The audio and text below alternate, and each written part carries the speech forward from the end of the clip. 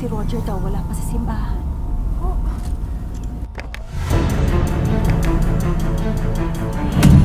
Roger! Susie! Mga walang iya kayo, ha? Pera ko ang ginastos dito sa bahay, kaya ako pa rin ang masusunod. Yung bahay mo, pinatayo mo sa lupa ko. Itong sala na to, pwede kayo matulog dito Pero ako ang bumili ng lahat ng gamit dito sa kusinang to. Kaya wag na wag nung gagamitin ang kasangkapan ko, ha? Ano ba? Sige na. Anak, hindi mo naman kailangan magtiis dito. Bago pa lang kayong kakain, marami pa kaming tira-tira. Lahat gagawin ko para kayong sumuko. Hoy! Hoy! Bakit ginaganyan mo? Kalala pa ko lang! Anong inaarte mo? Hukluban ka! Demonyo ka talaga! Hoy! Hoy! Susie! Tignan mo to! Magmamahal ko! Wala akong ginagawa sa kanya, ha? Pag ang nanay ko hindi nakalakad ulit, hindi ko alam kung anong kaya kong gawin sa inyo. Anak, hindi ko hinaktan. Wala akong kasalanan. Nanay mo yan, nanay natin yan. Ipagtanggol mo naman. Kung sana matagal na kayong umalis sa bahay namin, sana hindi umabot sa ganito.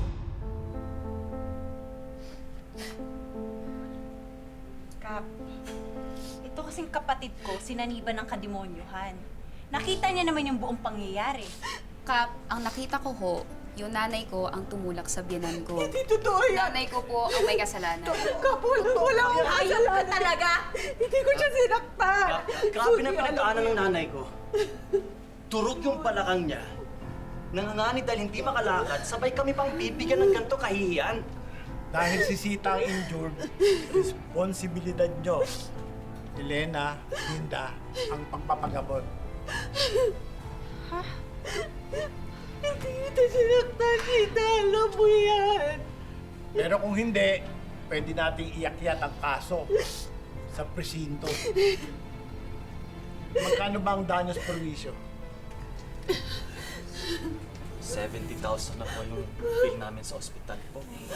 Bukod pa yun sa mga gamot na iniinom niya. Wala akong ginawa, anak. Ganito na lang. Sabihan mo ako kung nagampanan ng mag-inang ito ang obligasyon nila. Ako ang bahala. Tita, ang sinungaling mo naman. Wala akong ginagawa. Kap, wala akong ginagawa.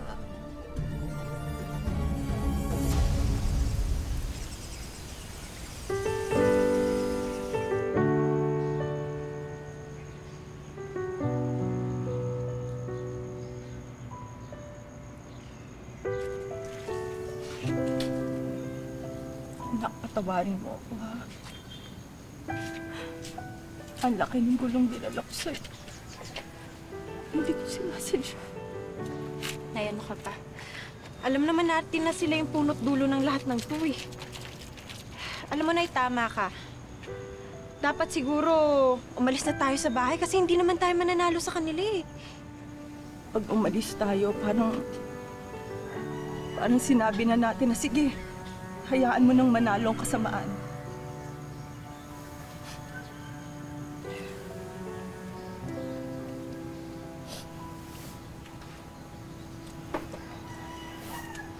Iyan yung singsing na bigay ng tatay mo sa akin.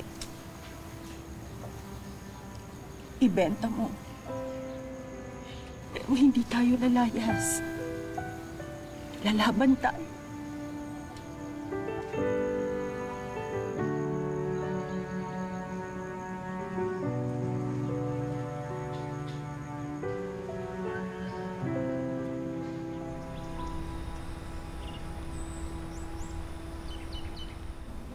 O yan. Ang bayad ng mga gamot mo.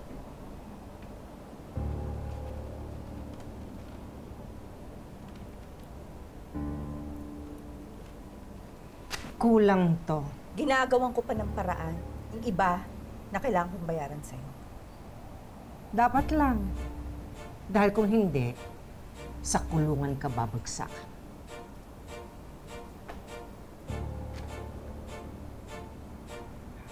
Nagugutom ako. Pagluto mo. Ano? Tatayo ka lang dyan? Nahihirapan nga akong kumilos, oh! Dahil sa Ano na gusto mong kainin? Gusto ko ng sardinas. Para dito, oh.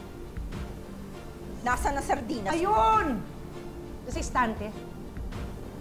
Ang taas yan! Ayan, oh! Eto! May silya! Diyan ka tumuntong! Kailangan pahirapan talaga ako? Ha? Oh, sige. Saan nga dito? Ang dami, oh! Ayun nga, oh! Sa pinakadulo! Hindi ko abot yun! Abutin mo! Inuuti. Hoy! Aray! Aray!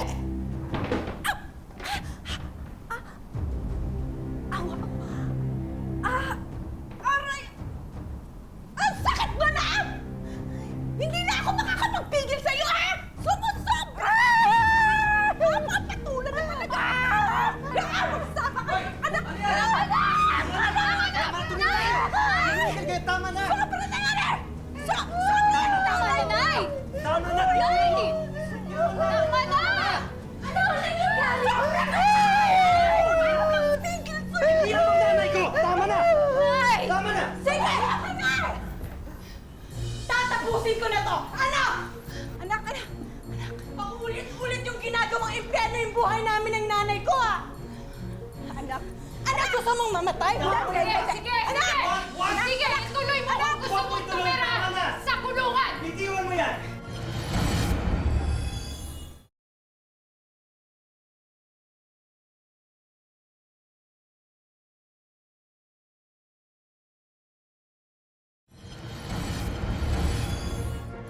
Anak! Maghunos din natin. Hindi natin sila katulad. Hindi.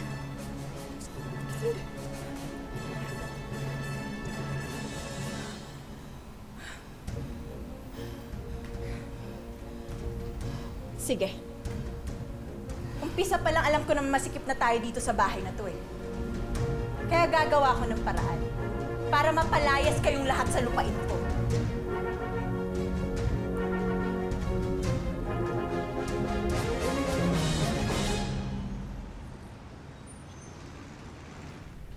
Dahil sa'yo naman ang lupa, Elena.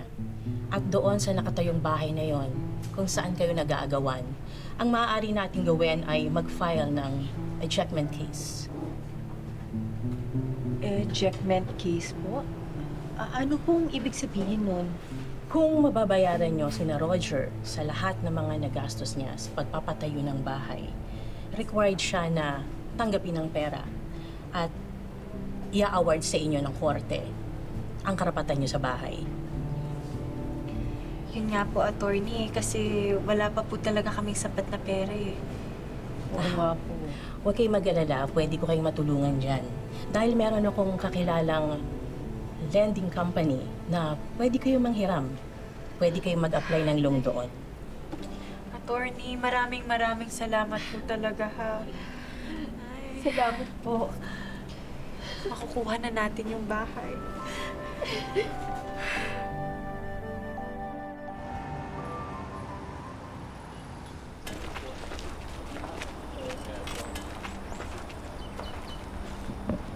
Itong dokumentong nagpapatunay na sa akin ang bahay mo. Huwag kang mag-alala, Roger. Babayaran kita sa nagastos mo sa bahay ko. Kaya makakaalis na kayo sa bahay namin. At pati sa buhay namin. Layas! Ano ba? Ang ginagawa niyo? Layas! Hindi! Hindi ko tatanggapin ang pera mo, Elena. Wala akong pake sa sinabi ng korte. Kung hindi kami makikinabang sa bahay na to, kayo rin, Elena. Hindi nyo to matitirahan. Sige na, ipagin nyo na yung bahay. Bakit? Anong karapatan mo? Ako nagpatayo ng bahay na to, di ba? Teka! Di ba?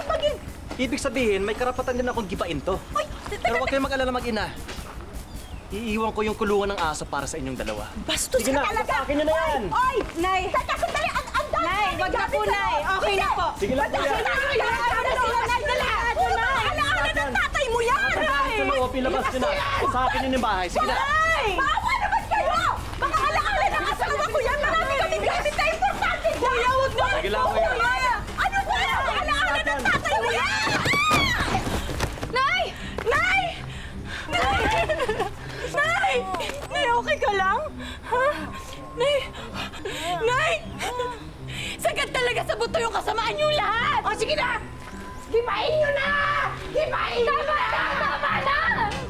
Muntik na mamatay ang nanay ko!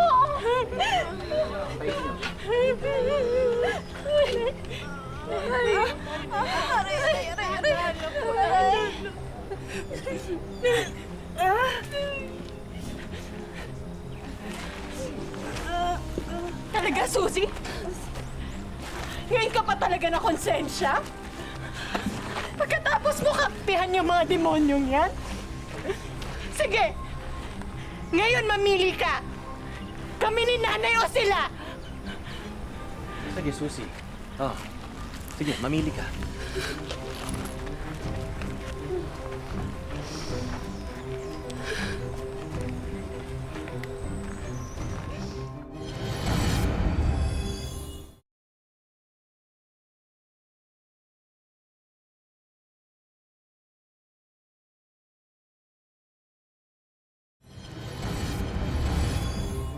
Ate.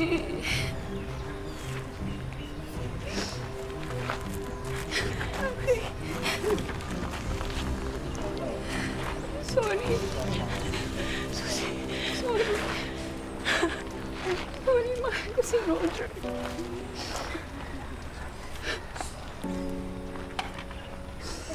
Eh di magsama-sama kayong lahat. Tingnan ko gustuhin ko pang tumira sa bahay na yan? Eh malas na yan eh! Naging pugad na ng mga demonyong tulad nyo! Sa amin na! Oy! Itigil niyo! Huwag niyong gibain! Huwag niyong gibain! Diyan ako titira! Sa amin na ulit yan! Pinasana ko yan! Kami ang nagtagumpay! Nagtagumpay namin! Pinasana ko yan! Tayo ang nagtagumpay! Okay lang sa'yo.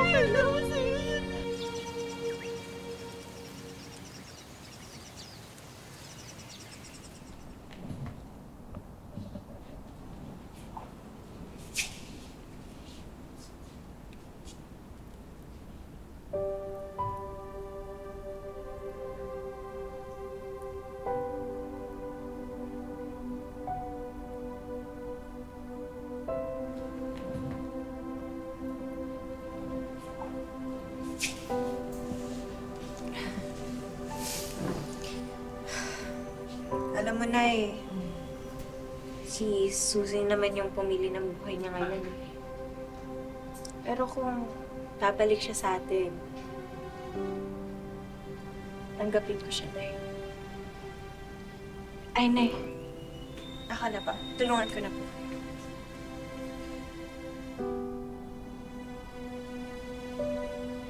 Alam mo, anak, hindi talaga kami nagkamali ng tatay mo ng pagpapalaki sa'yo.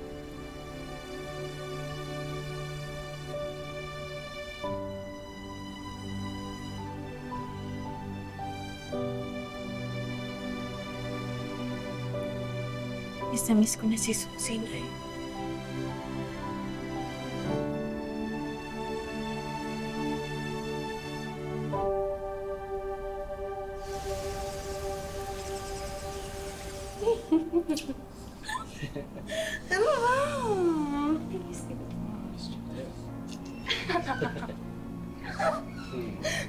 Kagating kita. Sige nga.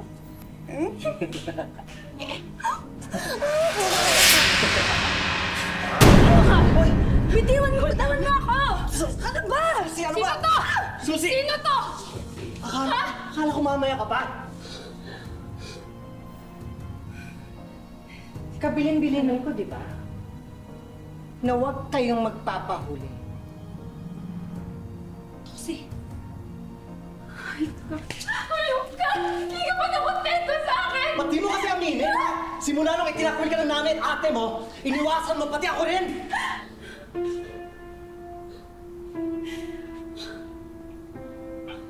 Hindi kita eh. Sorry. may iba na eh. Ako na yung bago niya. So, umalis ka na. Hindi ka nararapat dito. Okay ka lang? Susi! Susi! Susi! Ang kapal na mukha niyo! Ikaw ang kapal mukha! Ikaw! Kapal niyo! Tama na!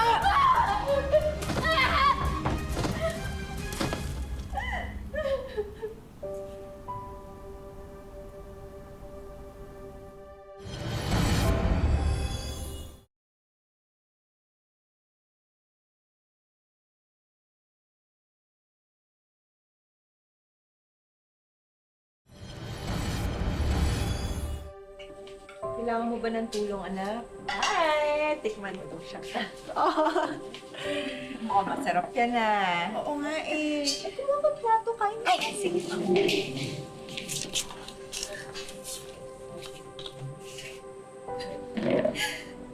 Susi, anak.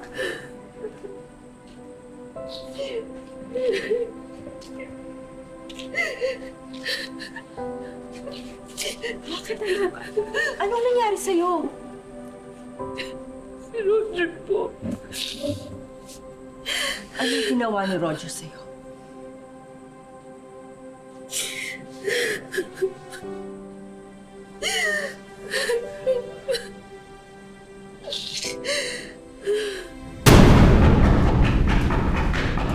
Hoy, kuya!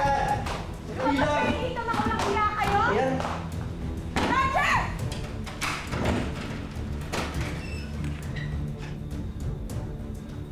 Anong ginagawa mo dito? Baka nakakalimutan mo. Ako pa rin may-ari ng bahay na to. At anong ginawa mo sa kapatid ko, ha? Siya tong patanga-tanga eh. Sinugod niya kami ng bagong shota ko. Kaya yun, nakuha niya yung hinahanap niya. Bakit? Pagkatapos kanya pinili dahil ikaw yung mahal niya, ha? Alam mo, Elena, imbes na sumugod ka nito, sana tinuruan mo na lang yung kapatid mo na gaya mo tanggapin niya na pinagsawaan na siya. Hayop ka talaga. Elena! Ay! Isa ka ba? Tigilan mo ako! Niloko mo kami ng kapatid ko! Walang iyak! Walang iyak! Ayaw mo talaga ako! Tigilan na! Ano? Tuluyan mo na yan! Para wala na espesyo natin sa buhay!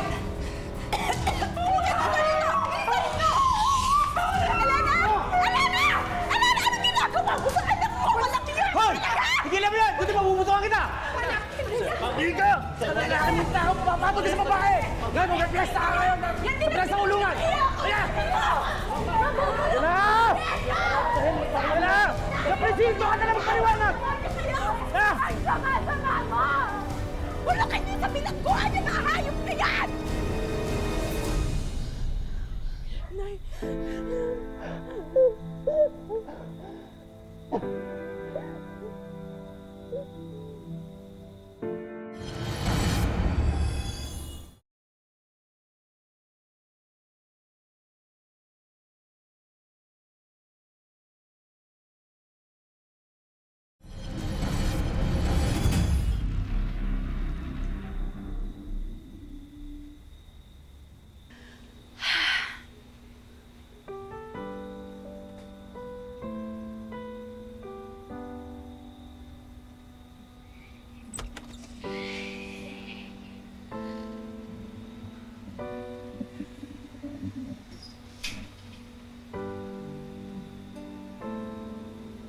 Susi, anak.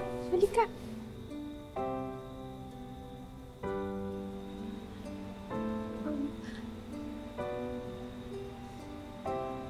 Gusto ko lang po sana magpasalamat sa inyo.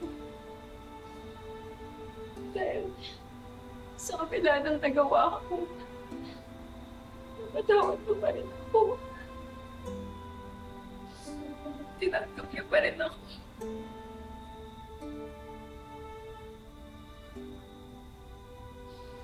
I'm so sorry po.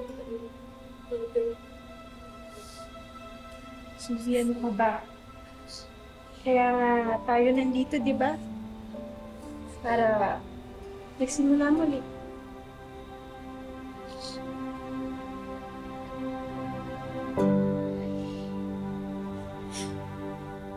kapuso, sana po'y nagustuhan niyo ang kwento nating hango sa tunay na buhay. Marami sa atin ay nagsusumikap na magtayo ng sariling bahay. Pero sana ay maging paalala ang kwento ni na Elena na sa huli, ang tunay na tahanan ay hindi bahay na konkreto, kundi ang ating mga pamilya na nagmamahal sa atin ng totoo. Tulad ng kwento natin ngayong araw, hindi naging dream house ang naipundar na bahay ni na Sherlyn at ng dating live-in partner. Nang magtapos daw ang kanilang relasyon dahil sa araw-araw na hindi pagkakaintindihan at pag-aaway, pinaalis daw siya nito kahit na may karapatan din siyang tumira roon. Ngayon, nagsisiksikan sina Sherlyn at 3 anak sa maliit na kwarto sa tahanan ng kanyang ama. Wala naman po akong choice, kaya po pinagtsatsagaan po namin na doon tumira. Kasi wala pa po akong sapat na pinagkakakitaan. Nagawa raw makipagbalikan ni Sherlyn sa kanyang ex, subalit nang muli silang magsama ay naging mas malala pa ang kanilang away. Kaya ang pakiusap na lang sa dating kinakasama, ibalik ang nagastos niyang pera sa pagpapatayo ng kanilang bahay. Kung sakali po na mabawi ko po yung perang nagastos ko doon para po sa pag-aaral ng mga anak ko, para sa ano po nila, pag nagkakasakit po sila, meron po akong mapapaghugutan. Kapos na kapos daw si Sherlyn at nagkaroon lang ng konting pagkakataong kumita ng pera sa junk shop.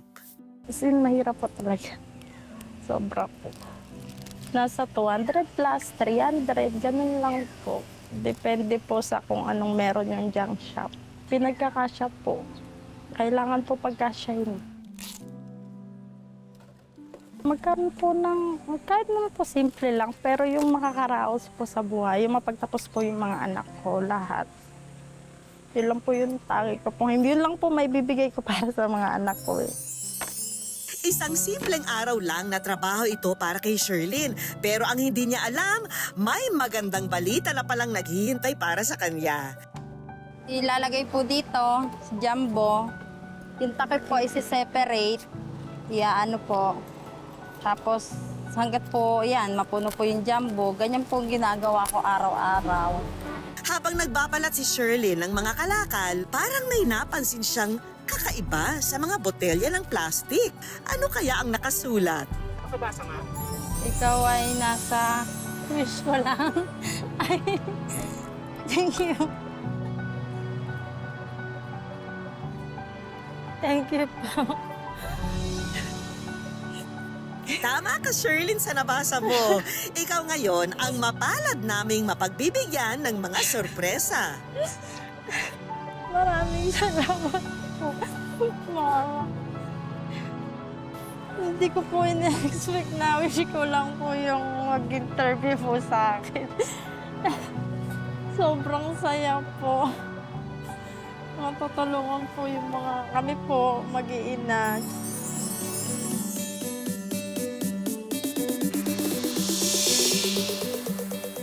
Rest day muna ito para sa ating dakilang ina dahil sinimulan namin ang aming sorpresa sa isang makeover.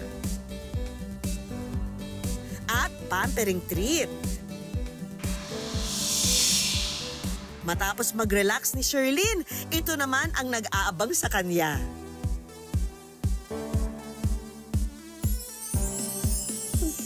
Thank you po. Unahin na natin ang mga negosyo package. Isang complete pizza business na pwede na agad simulan ni Sherlyn. Idagdag pa natin ang isang coffee business na kumpleto rin sa mga gamit. Makakatanggap din si Sherlyn ng mga grocery item. Para sa online business ni Sherlyn, meron namang mga sabon at kimchi product.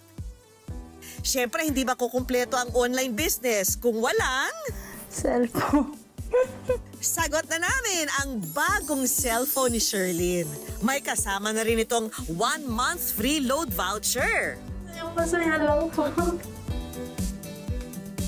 At para mas mapabilis at mapagaan ang pagde-deliver ni Sherlyn ng kanyang mga benta, binigyan na rin namin siya ng isang delivery bike. Masaya po. Para naman sa mga anak ni Sherlyn, may handog na educational assistance. Thank you po. Thank you po ng marami. At syempre, hindi mawawala ang aming Wish Ko Lang savings. Maraming salamat po, Miss Vicky, sa lahat ng binigay niyo po sa akin. Malaking tulong po ito para po sa mga anak ko. Thank you po. Bukod sa mga regalo, inilapit din namin si Sherlyn sa isang legal counsel para magabayan siya sa kanyang problema sa dating kinakasama. Yung kanila pong mga property acquired during yung cohabitation nila or live-in ay considered as co-ownership. Kumbaga, meron po silang equal sharing po dito. Sa una pong hakbang, maganda po siguro na mag-usap po muna sila bilang dating magkasintahan. Kung hindi po nagkaayusan, meron po siyang legal na remedy. Ito po yung magsasampa po siya ng complaint for judicial partition po. Kaya tutulungan po natin siya para po makuha yung kanyang nararapat na share po doon sa property. Mga kapuso, lagi po nating tatandaan, hanggat hindi tayo napapagod, humiling at maniwala, hindi tayo mapapagod lumaban sa buhay. Ako po si Vicky Morales at ito po ang Wish Ko Lang. Wish ko lang